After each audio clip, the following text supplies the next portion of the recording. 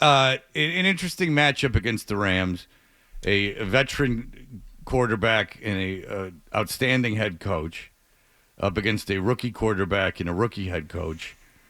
I don't like their chances. What are you seeing from this matchup? See, I do think they have a chance. Sure. I just feel like this Rams team is as good as Stafford can be.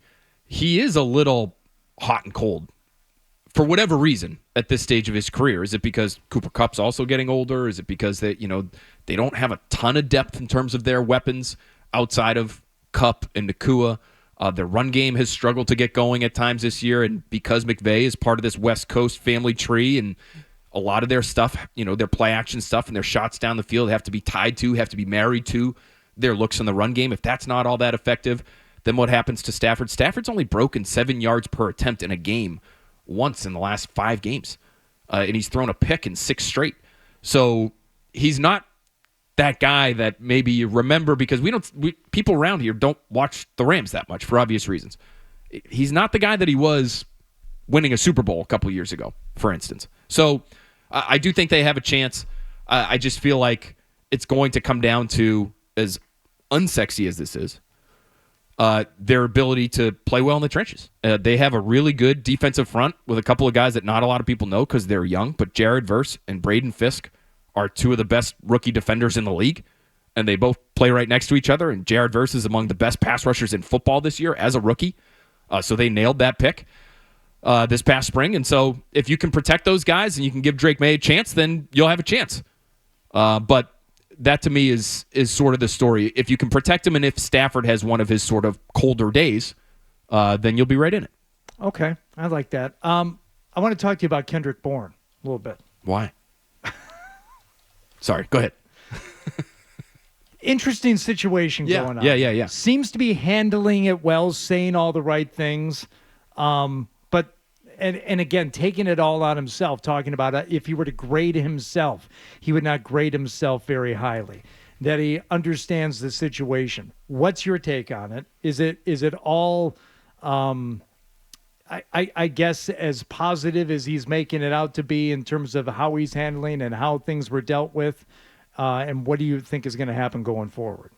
Yeah, I think that's just who he is. That's just how he's wired. He's like a golden retriever. He's always going to be in a good mood, whether he plays or not. I understand why they didn't play him. He has just not really been on his details. There have been penalties. There have been drops for him.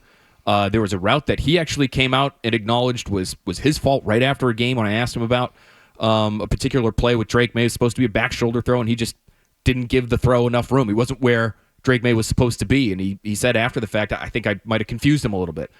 And so if in that room you're dying for either dependability, intelligence, on the field, trustworthiness, or hope for the future, right? So you're either willing to play the young kids because of what it might mean for you down the line, or you'll play the old guys because it gives you a chance right now because at least they know where to go. If he's not giving you either one of those, you don't play. And so that to me is sort of where they're at. They're in this place where they're trying to win these games. They're also trying to see what they have in the young guys. He's not really accomplishing either of those things for them.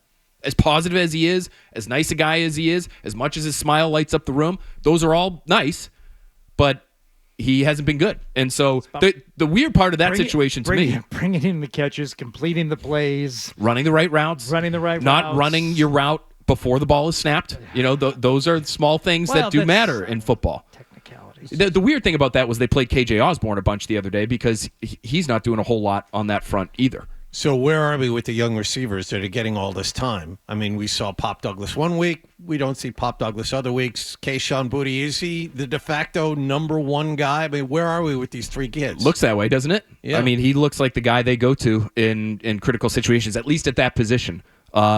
Speaking to a couple of Bears coaches before that Bears game, and this gets to the Alex Van Pelt conversation. I don't know how much you guys have talked about him this week, but he was just telling me about how predictable this offense is.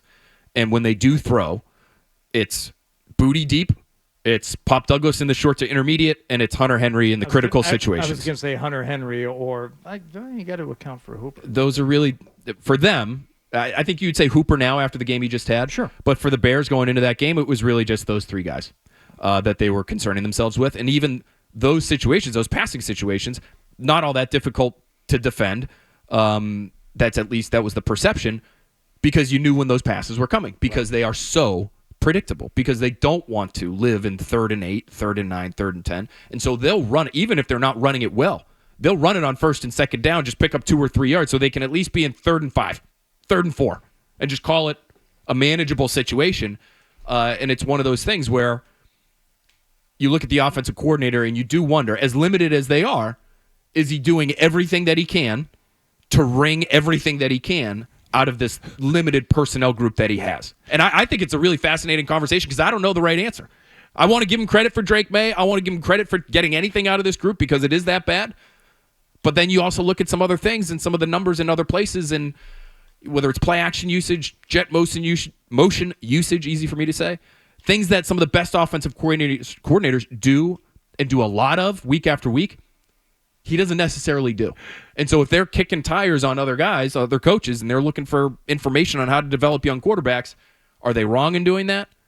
Are they wrong in maybe considering moving on from him after the year? I don't know the right answer, because I think there are legitimate arguments on both sides. He's hamstrung by personnel, and we talked about this the morning after the game.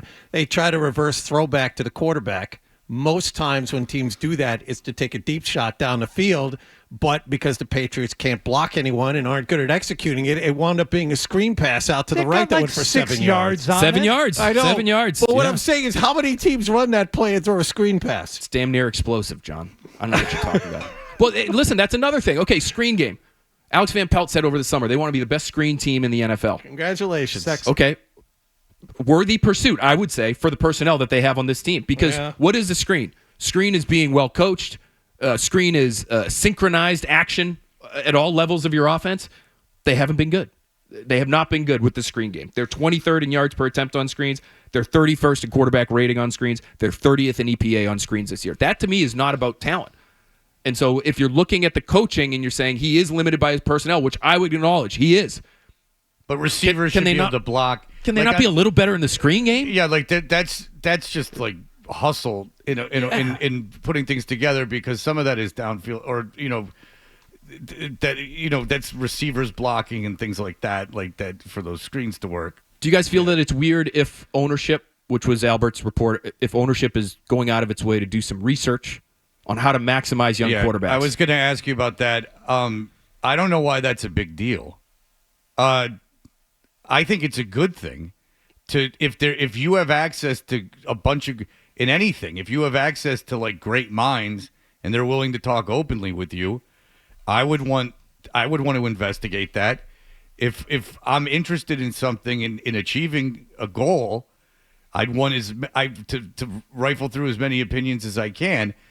Now, if as an owner, you can't take that information and start meddling, but you can take that information and watch now with that eye and see how things are going this year. And if I'm Alex Van Pelt, I got to know that that's very reasonable.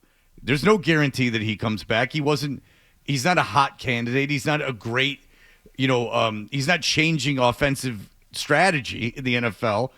So I don't have a problem with that at all. I think a lot of do you have a problem with it? No, I don't. I said this last night. We discussed it on BST with Felger and Hawley.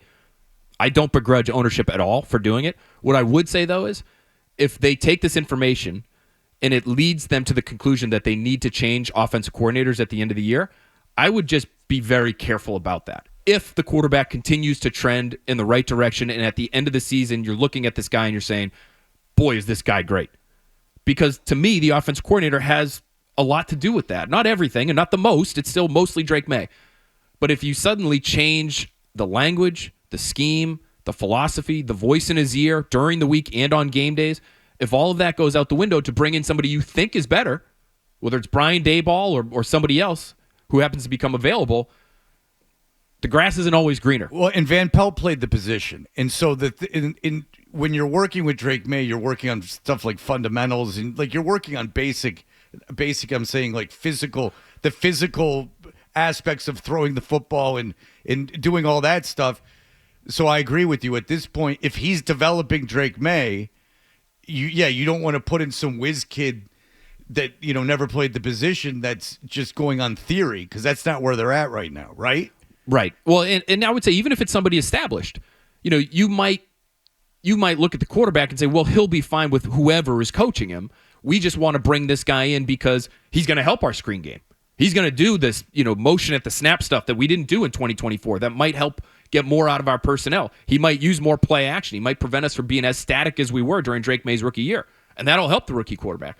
Maybe, but I don't know how you know. We're saying the same thing. Yeah. I mean, yeah, if Van Pelt, for whatever reason, is developing Drake May well, and that's at the expense of being an innovative offense next year, I'm sticking with Van Pelt. That's enough to save his job, in your opinion. Right. To be good with the quarterback. Because best case scenario next year, you're battling for a wild card spot. Like you're Indianapolis, essentially. Like you're in the mix. You're a threat. You, by Thanksgiving, you should still be mathematically in the mix. Your game should matter through November. I would say is the ultimate goal. Or you could get a 41-year-old quarterback and have your game start mattering by Halloween.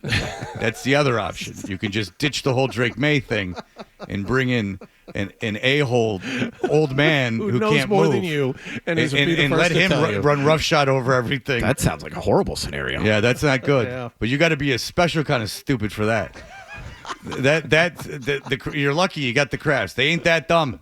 This is on and off the air, by the way, in case you were wondering. Well, it's a shame when something you like ends so early. Yes. You go to see a movie, you're like, oh, Scorsese, this is his last movie. You go, hand a multi-billion-dollar 10 minutes corporation long. over to one man. Yeah, that's it's 10 minutes long, and you're like, well, that's it? Yeah. Like, I waited 5 years for this. Hey, Star Wars fans, guess what? The new Star Wars is 5 minutes. Like, I've waited my whole lifetime for this, and then it ends right at 5 minutes. Always leave him wanting more, though, Fred. No, No, not in this. but I situation. can't imagine a guy who's an heir to a fortune being an idiot. That's what's confusing. Stunning. That doesn't track at all. No, that when you've just been handed your money, and that doesn't guarantee any kind of emotional or intellect at all. Emotional intellect or otherwise. Apparently, he's a real dummy. So you got that going for you. All right, Phil. Thank you. Good to see you. Thank you, guys. It's always a pleasure. Good soon. information today. If you like that clip, and how could you not? Check out more videos from Toucher and Hardy here. Point slightly up and to the left. For more Patriots analysis and opinion, hit this playlist. Point slightly down and to the left. And for the latest from the Sports Hub, download at 985thesportshub.com.